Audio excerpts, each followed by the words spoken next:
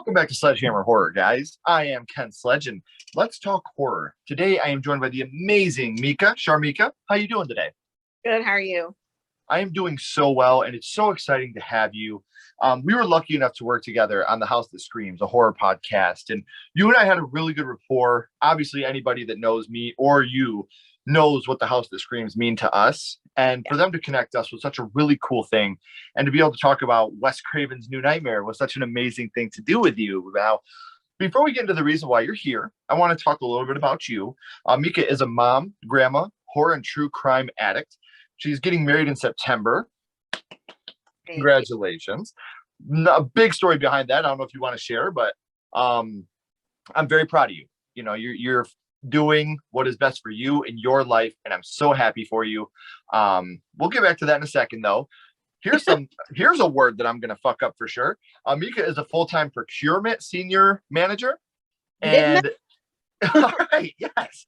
My dad was wrong. I'm not a failure. And she also owns her own natural soap, scrub, candle, and body butter business called Solstice Vibrations.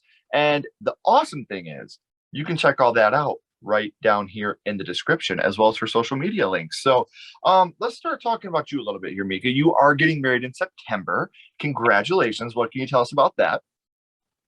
So, I'm gay.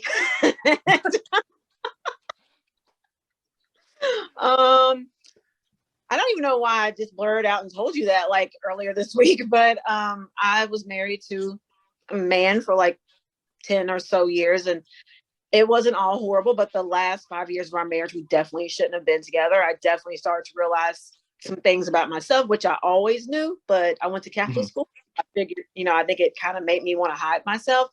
Sure. Anyway, got divorced, and then I went through relationships, but then I met Ray, and we got engaged this past March. So we are hurrying up, and we're preparing to get married quickly, but our mothers are both kind of older, and we just want them to be here to celebrate our special day. So I'm going to be completely honest with you. Ashley and I never had any intentions of getting married. We just, to us, it wasn't that important. And then her father got cancer, and he just said that he would like to see his daughter married before he passed. We got married, and exactly 7 days later, he passed away. So I understand. I completely get it. I respect it. And it's a very awesome thing you guys are doing. And you said you don't know why you blurted that out to me earlier this week. And I think I do know. It's because I'm fucking awesome. No, yeah, no, I mean, I think that it's so amazing because as we spoke earlier, and I've said this on the podcast before, but if we're lucky, we get 100 years on this planet. And I can't think of anything more sad than spending that time not being who we are or being happy or being who we want to be with. Life is way too short, and there's a lot of people that are so scared to come out because of the people that are around them or the way that they grew up. And I'm glad that you finally were able to take a sledgehammer right through that brick wall and come out the other side and put that beautiful smile on your face and show everybody who you really are, because there's nothing more amazing than seeing a person for who they really are, Mika. So I'm so proud of you, and I'm glad you found that person that makes you feel complete again. So look, we all love horror, but always follow your dreams, and you are doing that, my love, and I'm so happy and so proud of you. Now, I want to talk a little bit about Solstice Vibrations. How long ago did this get started, and what pushed you in the direction of Solstice Vibrations? Probably about 2 years ago, and it literally started off with me wanting to.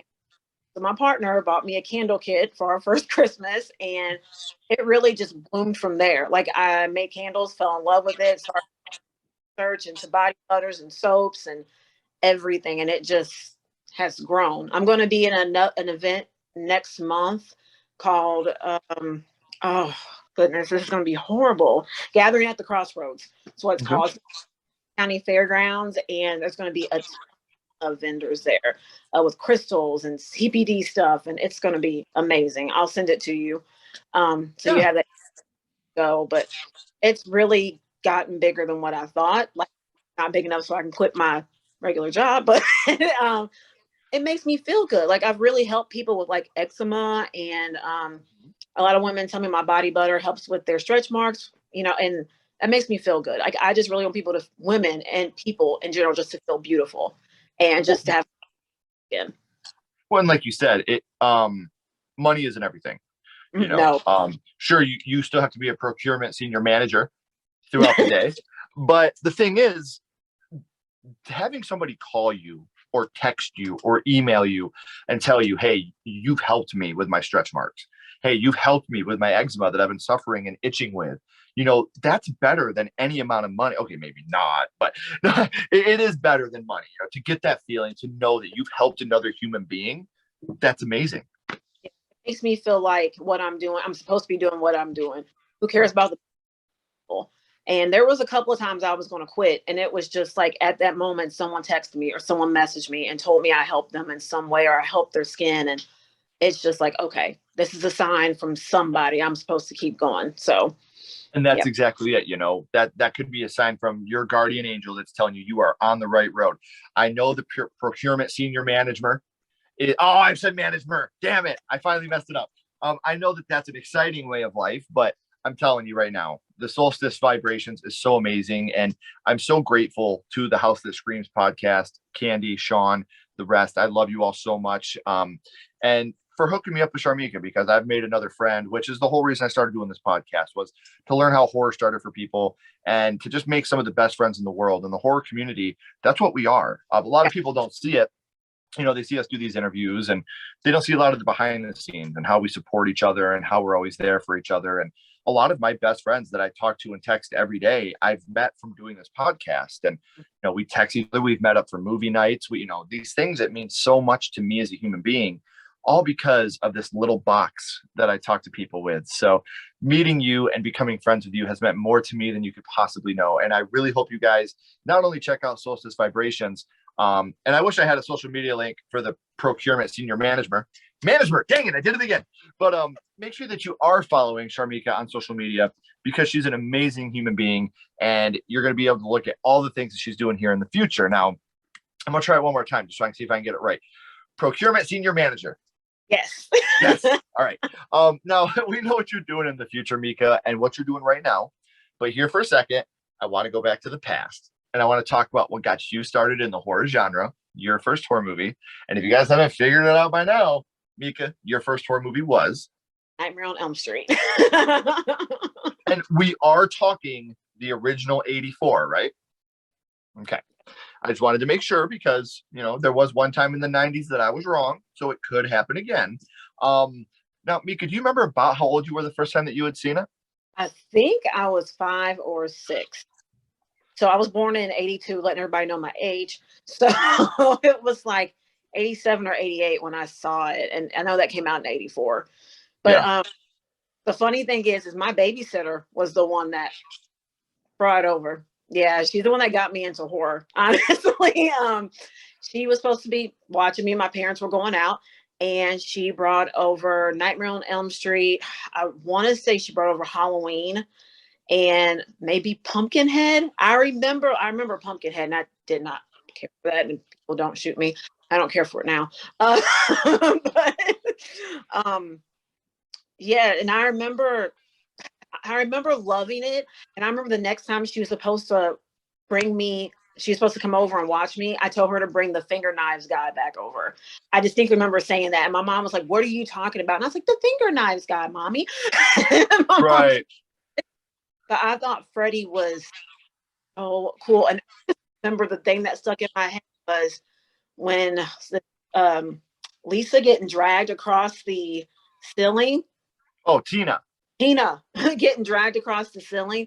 That is the one thing that sticks out in my head was when Tina got dragged. And I thought it was the coolest thing. And even now, the more blood I see, I'm just like, oh, that is so, like, how much blood did they use? Like, I think it's the thing ever.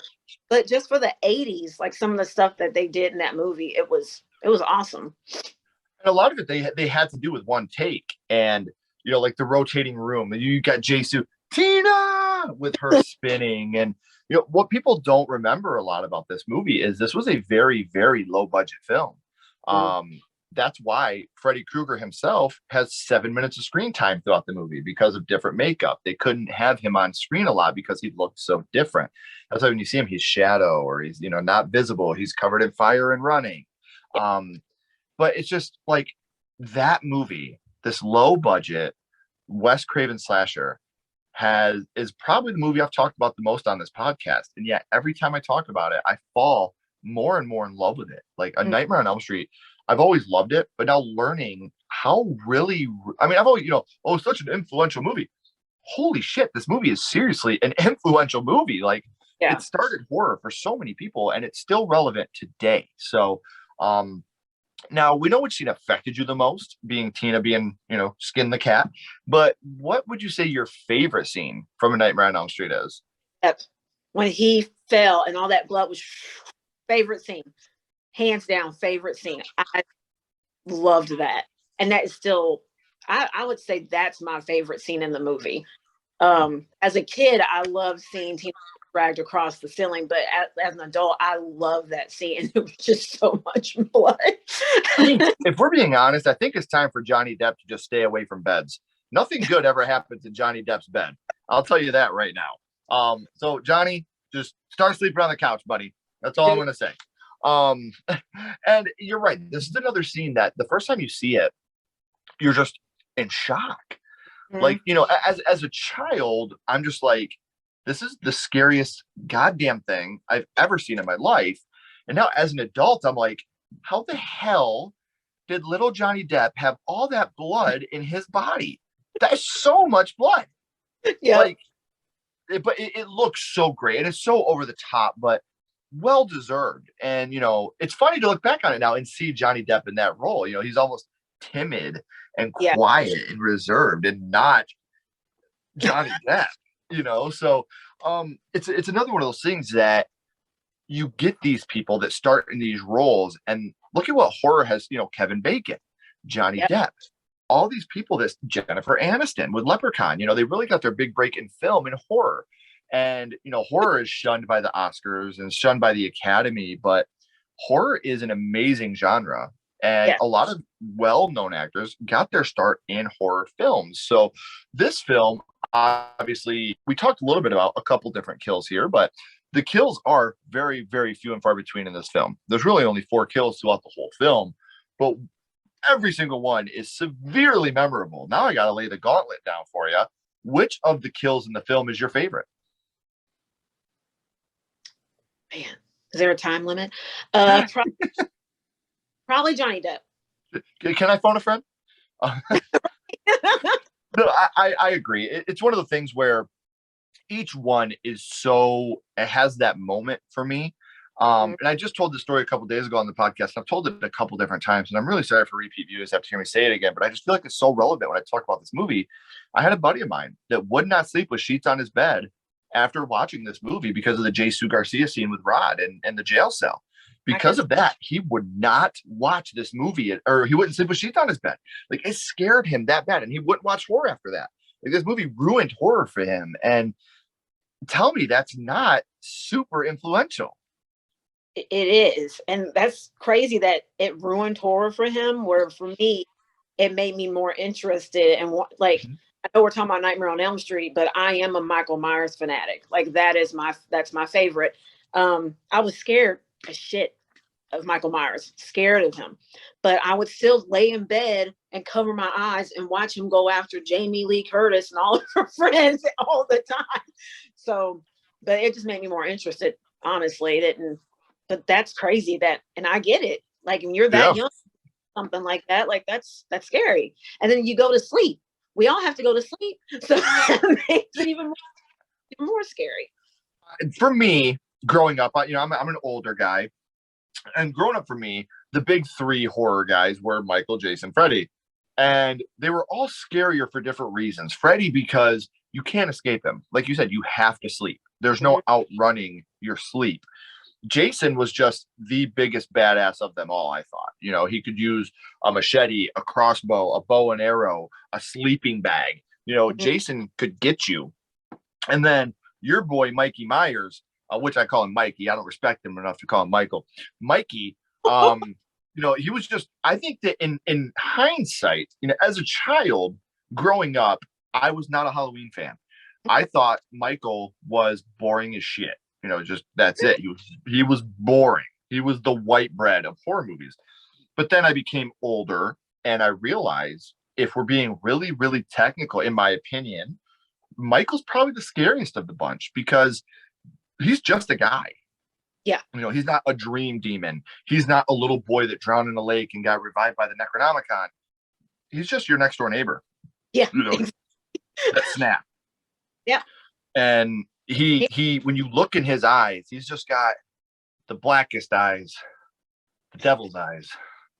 And it's just, I think that as I've grown, I've come to appreciate, and Ashley has a huge part of that because my wife is a huge Halloween fanatic. Halloween is her favorite franchise. We just became. Oh, you would love Ashley. You guys would love each other. But she is a huge Halloween fan. And, watching as I've gotten older, you get to that realization of Michael that's it. He's just pure evil. That's what he is. He is just an evil, evil person that was supposed to die tonight repeatedly, but didn't. But it's one of those things where I've gotten older and I've grown to respect Halloween as a franchise. Now, the reason I'm going off on this little bit of a tangent of a franchise is we are talking about, in my opinion, a top 5 franchise of all time in A Nightmare on Elm Street. Now, with it being a franchise, what would you say your favorite film from the Nightmare on Elm Street franchise is? Not the best, your favorite. I would honestly say the first one. And then my second is New Nightmare. Mm-hmm. I really loved Nightmare. I think that's probably one of the most hated ones, but I really loved it. And I'll be honest with you, I don't get the hate for New Nightmare. I think it's great. I think it goes back to basics. It goes back to being scary. As you and I talked on the podcast, the only thing I really don't like about Wes Craven's New Nightmare is the end. I don't think that burning a demon is really the best way to kill it. Yeah. But you're kind of splitting hairs there. But I agree with you. I don't get the unrational hate for Wes Craven's New Nightmare. Now, I'm glad it failed theatrically and critically, because if it didn't, we probably wouldn't have gotten Scream, which I think is probably the best horror franchise of all time when it comes to longevity and quality. But Wes Craven's New Nightmare, to me, is the Halloween 3 of the Nightmare on Elm Street franchise. Like, when it came out, everyone hated it, but now it's really gained that cult following and people can respect it and like it for what it is. So now with Nightmare on Elm Street in 1984, we had a gem. In 2010, we had not quite a gem with the remake. Now the remake has grown on me. I'd be lying if I said I didn't like it. I do. I've grown to very much enjoy the 2010 Nightmare on Elm Street for many different reasons. You can watch our verses on it very soon and find out what those reasons are. But what were your opinions on the 2010 Nightmare on Elm Street remake? I haven't watched it in years. I just remember I was actually out of town and it came out in the theater. We were in Florida and we had nothing to do that day. And we were like, let's go to the movie. So we went to this nice movie theater and I watched it and I hated it. Absolutely hated it. I didn't like the makeup job on Freddie. I didn't like the story. I didn't like anything. And I've watched it a couple of times since then. And I'm going to watch it again. Since you said that it's grown on you, I'm going to give it a shot. But I don't care for it. I don't know if I have a solid reason besides I just thought the story, I feel like it started off decent to me. And then it just kind of plummeted for some reason for me.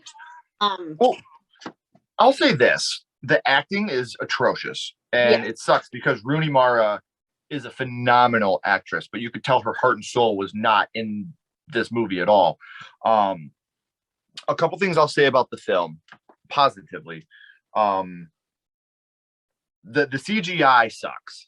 Okay, we get that. I wish that if you're going to do a remake, I've always said, take the bones of it, but put your own skin over top of it.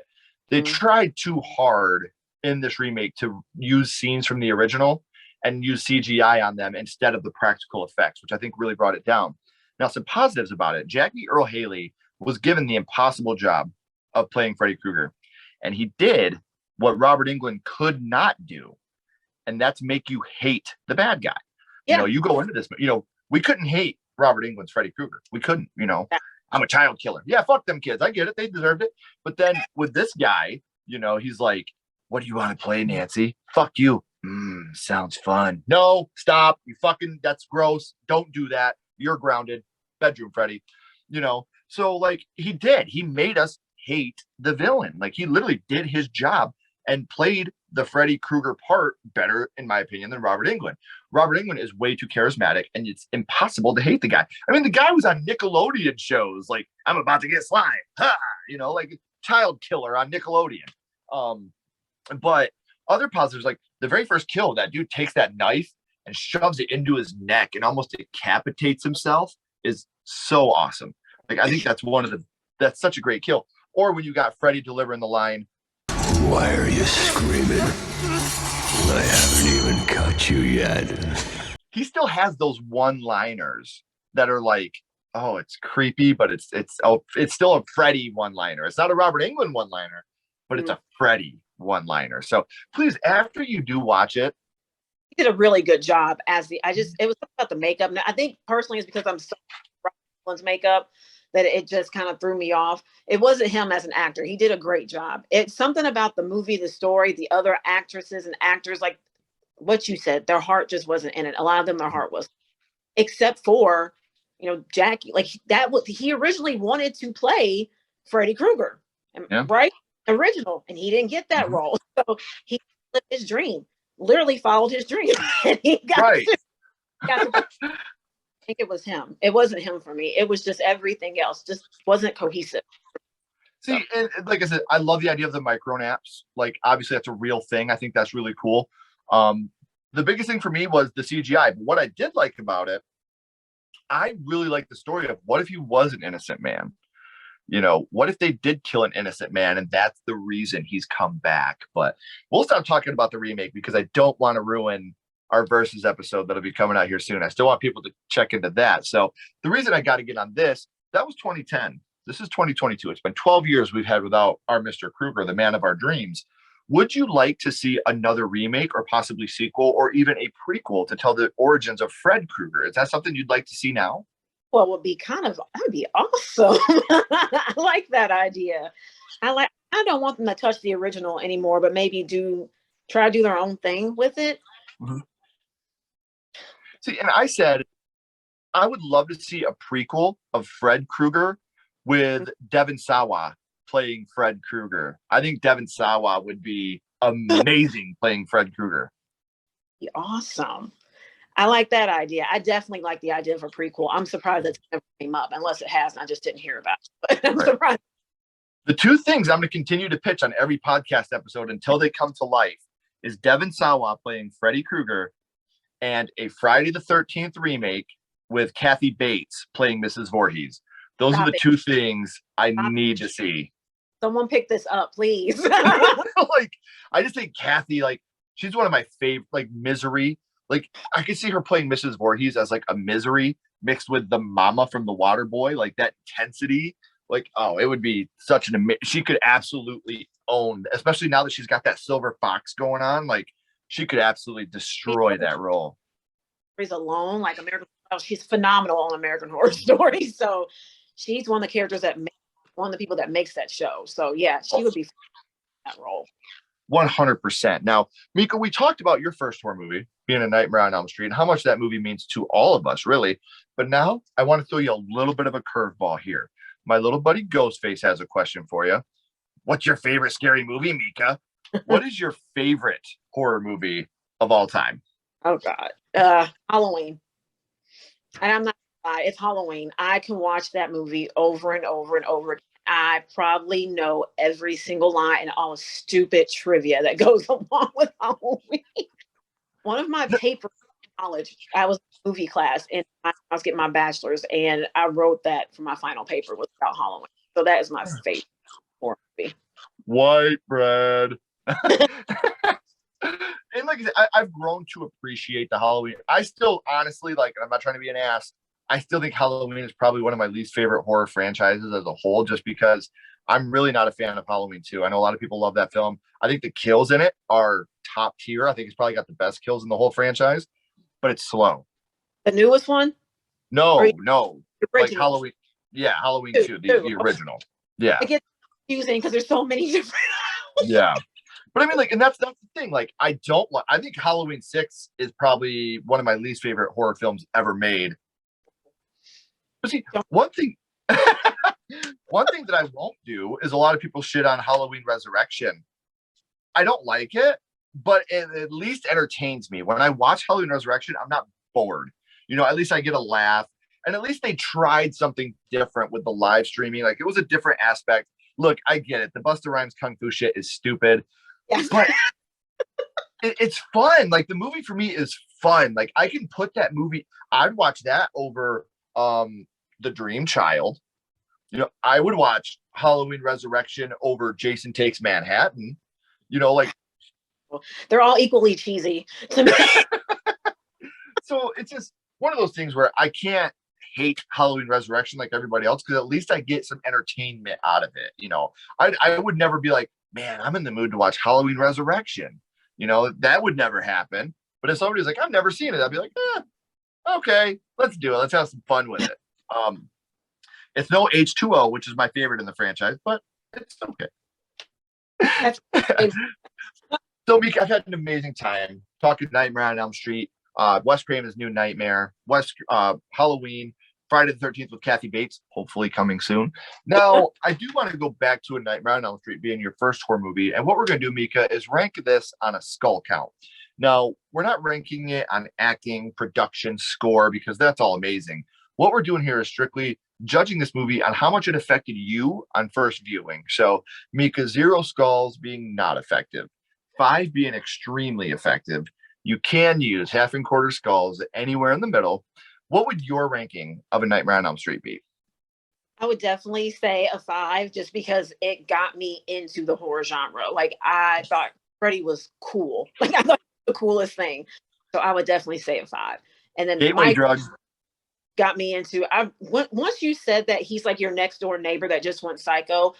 Once you said that, I was like, maybe this is the reason I love true crime so much, because that's what it might be. So, right. Yeah, both those two really had an effect on me. They really did.